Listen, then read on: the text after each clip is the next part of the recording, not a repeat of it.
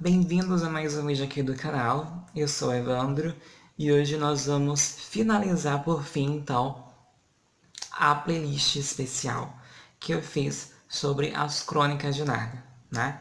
Nós acompanhamos aí, então, desde o primeiro livro até agora o sétimo livro. E se você não acompanhou desde o início, eu vou deixar aqui, então, uns cards onde você pode acompanhar desde o início essa playlist, ok? Nós vamos conversar, então, hoje sobre o último livro, né, que seria A Última Batalha, certo? Sétimo e último livro das Crônicas de Nárnia. Eu acompanhei então essa história através dessa edição aqui feita pela editora Martins Fontes, onde contém todos os 7 livros aí escrito pelo C.S. Lewis, ok? Então, gente, eu vou contar para vocês um pouco, né, para não me alongar muito sobre essa história, que é muito grande, gente, muito grande. E eu achei, né, enfim, eu vou contar para vocês depois o que eu achei sobre esse livro, tá? Primeiro vamos acompanhar então aqui uma história, diferentemente das outras, onde a gente acompanha de início aí a trajetória das crianças indo a Narnia, nós vamos acompanhar na verdade agora a trajetória de dois animais narnianos, aí que seria um macaco chamado Manhoso e um jumento chamado Confuso. O macaco Manhoso é um tipo de criatura muito da esperta, muito da sabichona e que quer ter vantagem assim sempre. Ele está lá, né, tendo uma certa amizade que a gente acaba descobrindo que é uma amizade bem tóxica, porque ele acaba subestimando sempre o pobre do jumento e o pobre do jumento aí acaba não tendo nenhum tipo de autoestima, né? Ele acaba achando que o macaco está fazendo até um favor para ele para ser amigo dele, né? Nessa época, século XIX, se eu não me engano, o C.S. Lewis já criava aí um exemplo de amizade tóxica, quem diria, né? Mas enfim, eles estão lá caminhando na floresta de Nárnia até que eles vêm no lago, né, no rio, onde separa a Nárnia e o outro lado das terras onde os animais não falam, né, que não pertencem a Nárnia e tudo mais, um objeto boiando. E quem vai lá buscar o objeto? O jumento, convencido pelo próprio macaco, né? Então, geralmente, o macaco não, o jumento acaba caindo na água, quase morre, coitado. Mas ele pega o tal objeto e aí eles descobrem que é uma pele de um leão. Então eles pensam em Aslan, né? E faz muito tempo que Aslan não pisa em Nárnia. Então as histórias acabam se tornando lendas, eles acabam achando que é mentira, enfim. E aí o macaco começa a pensar: sabido é aquele que tivesse lá a pele de leão, se vestisse dela e poderia pedir qualquer coisa aos animais. Eles iriam acreditar, porque a pele é muito real, porque de fato mataram um leão lá que não fala, né? E eles podem utilizar aquilo vestindo o jumento de leão para tirar vantagem. O jumento fica relutante, não quer essa história para ele, mas acaba sendo convencido aí pelo próprio macaco.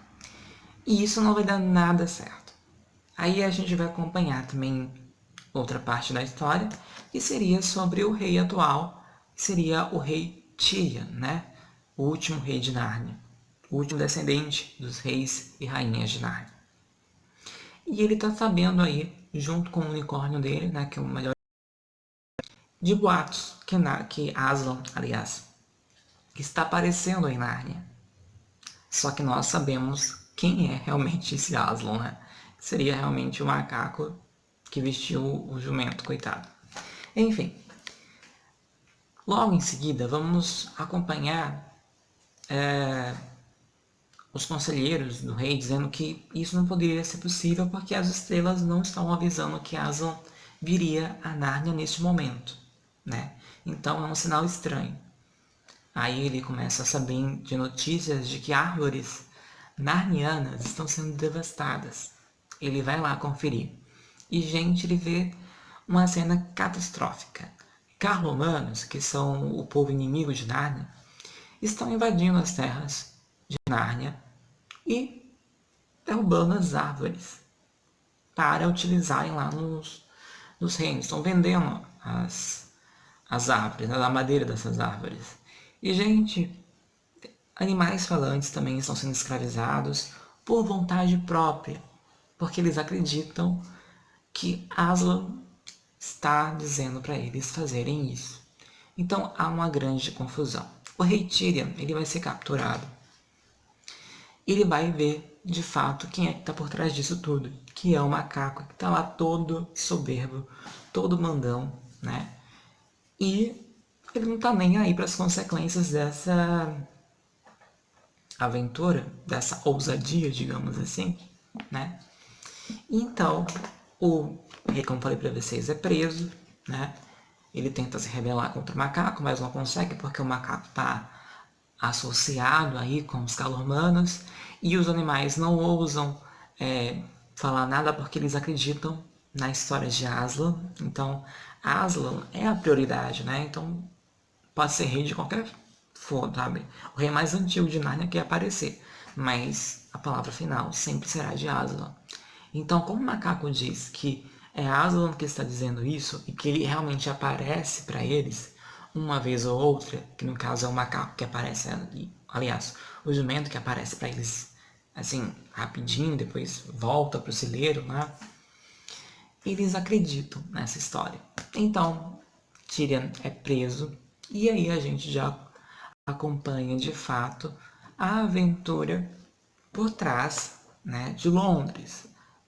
Serão enviados então para essa aventura os nossos companheiros de última viagem, da última viagem, que seria a Jill e o Eustáquio, né? Eles retornam a Nárnia e eles vão resgatar o rei Tyrion. Chegando lá, eles vão também descobrir o que está acontecendo, vão capturar o jumentinho, né? O confuso, coitado. O rei Tyrion, quando descobrir que quem está vestido de Aslan é um jumento, ele vai ficar muito pé da vida. Vai até tentar matar o coitado. Mas a Jill entra lá no meio, né? Acaba pedindo para que ele não fizesse isso, e então eles acabam seguindo a viagem. Com o jumento nas mãos, o rei Tyrion tem então a ideia óbvia que seria mostrar para todo mundo, né, de Nárnia, quem é que estava vestindo aí de Aslan.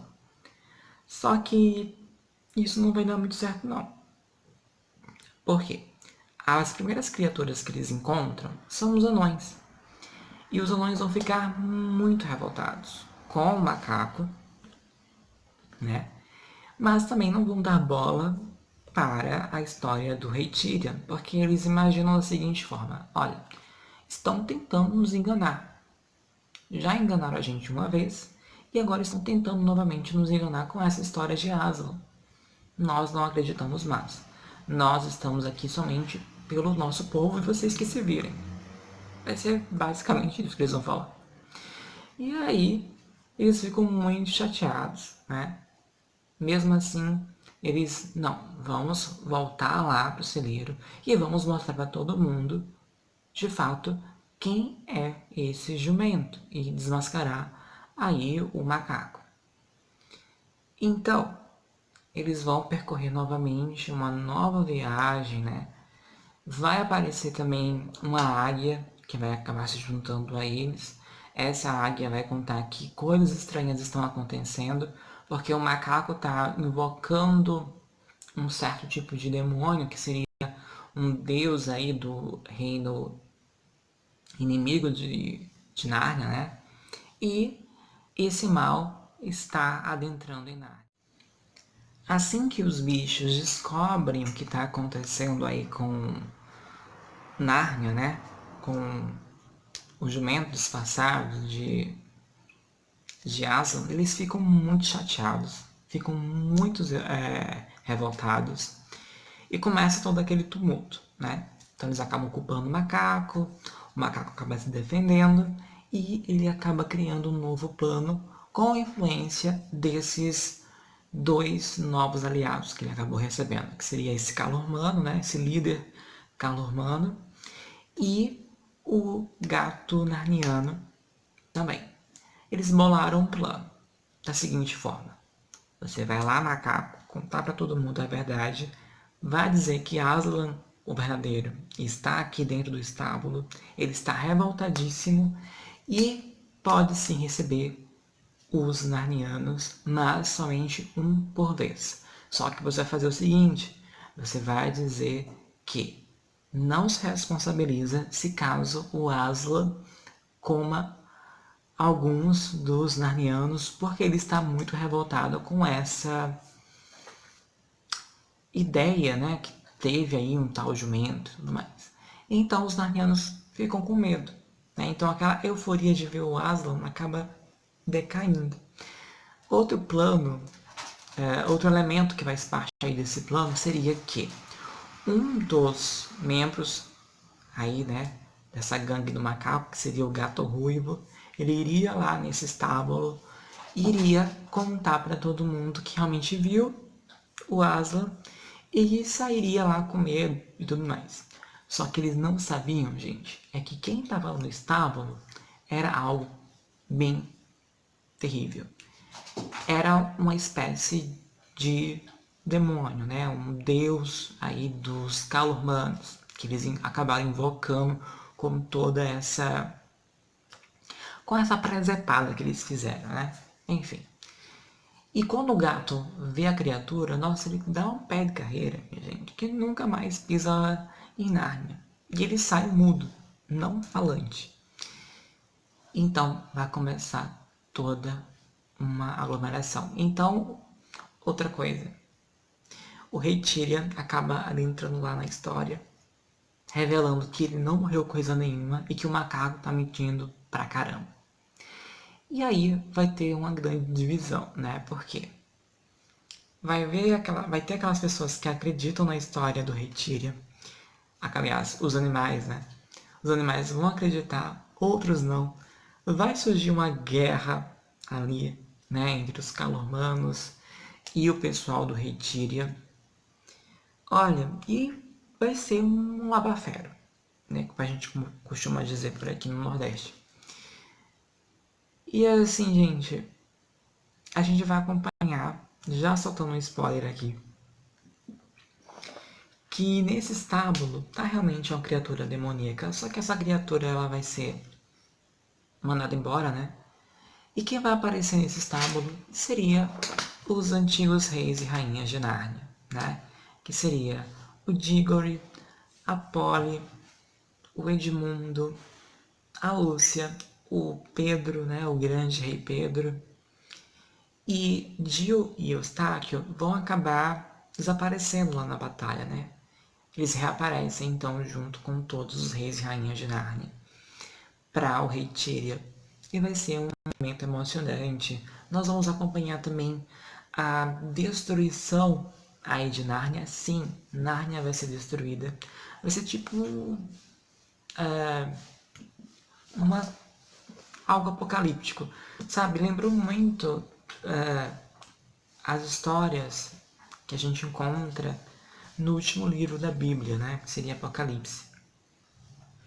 Então, vai ter todo um detalhamento assim muito espesso, digamos assim, dessa batalha.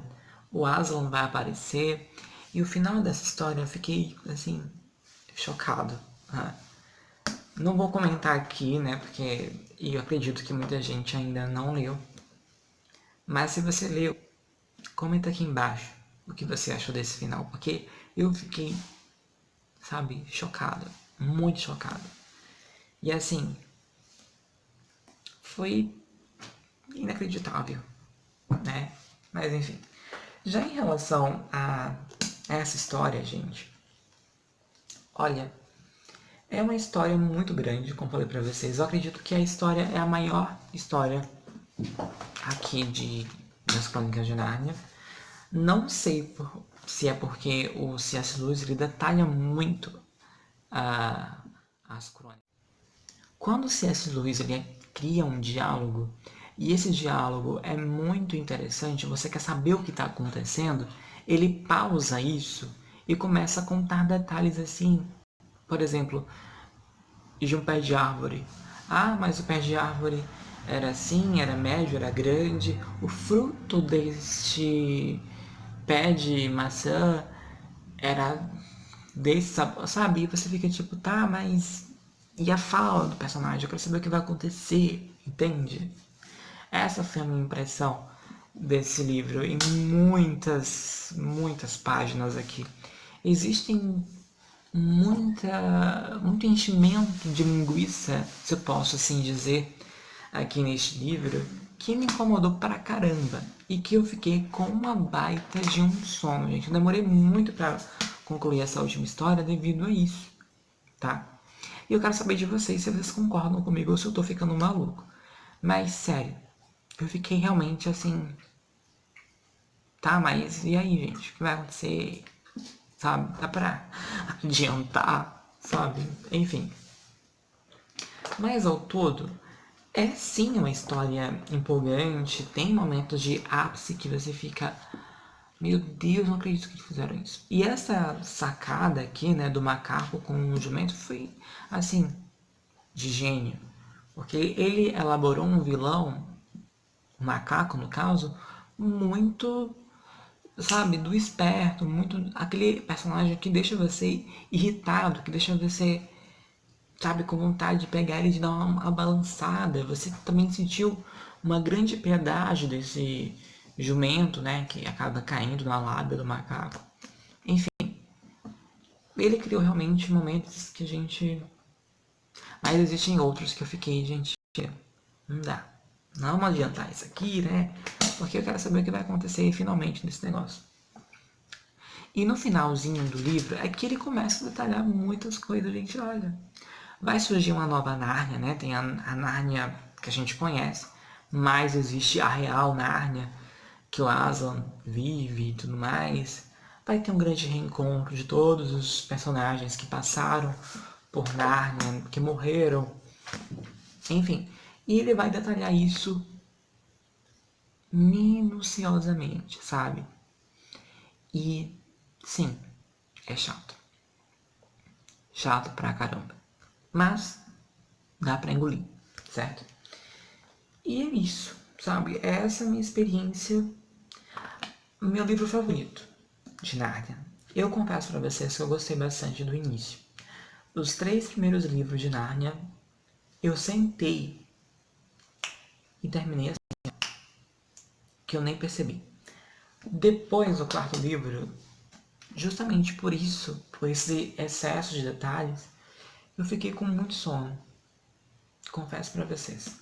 Eu fiquei com muito sono mesmo. Mas, enfim. Então o que nós vamos encontrar aqui são palavras. É como se o C.S. Lewis contasse pra gente uma história onde nós fôssemos crianças.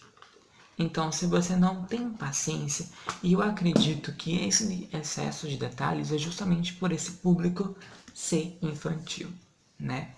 É só uma impressão. Vocês concordam comigo. Mas enfim. É isso, tá?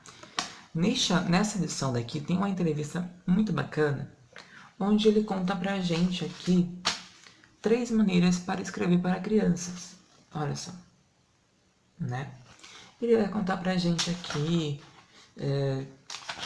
como é que ele escreve, né?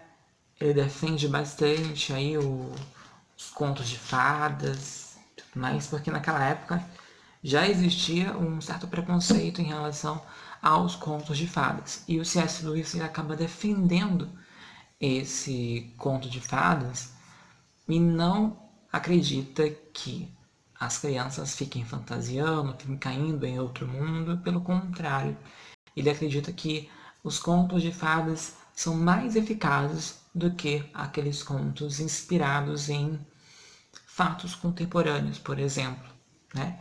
É uma entrevista, digamos assim, bem interessante. Eu não sei se é uma entrevista no caso, é porque não tem perguntas, é somente essa, né?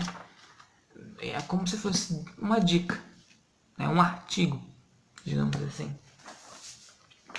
Então essa é uma edição bacana, gente. Com mapas, sabe? Tem aí os gráficos em cada capítulo, que é interessante. O único defeito dessa edição, como eu falei para vocês nos últimos vídeos, é as folhas amarelas, aliás, as folhas brancas, né, que não chega aos pés das folhas amareladas, que tem aquele conforto, né, na leitura e tudo mais. Porém, vale sim a pena. Eu acredito que eu vou reler esse livro futuramente e vou dar uma checada nesses vídeos que eu postei aqui, né? Vou fazer um react, se eu concordo com essa minha opinião aí futuramente, certo? E é isso. Essa foi a nossa aventura de Nárnia. É uma leitura, assim, indispensável, tá? E eu fico muito satisfeito de ter cumprido a minha missão de leitura aqui. Pretendo estudar mais sobre essas crônicas futuramente, como falei para vocês, me aprofundar mais em detalhes, né? Enfim. Mas não deixo a minha crítica a respeito aí do excesso de detalhes, né, que tem aqui neste livro. Mas enfim. E aí, o que vocês acharam? Concordam comigo? Não concordam? Leram este livro? Comenta aqui embaixo. Quero saber a sua opinião. Se você não é inscrito, se inscreve. Vou deixar aqui as minhas redes sociais, caso vocês queiram me acompanhar, tá? E a gente se vê então em um próximo vídeo. Muito obrigado pela tua companhia e até a próxima. Tchau, tchau.